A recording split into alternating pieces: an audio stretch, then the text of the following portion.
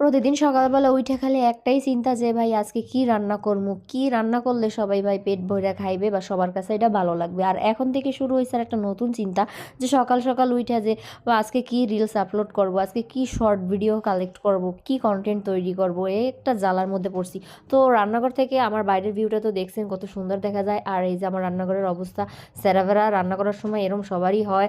যতক্ষণ না পর্যন্ত রান্না না শেষ হয় এগুলো গুছগাছ করে উঠতে পারি ততক্ষণ শান্তি পাই না। আর এইদিকে আমি তেল গরম হওয়ার আগেই মনে হয় মাছগুলো দিয়ে দিছিলাম, তাই এগুলো লেগে লেগে যা। তো আজকে রান্না করব একটি মাছের ঝোল টমেটো দিয়া, তারপরে দেখছেন তো যে লাল শাক আছে, এটা বেশি করে পেঁয়াজ আর রসুন দিয়ে রান্না করব, আর একটা সবজি তরকারি।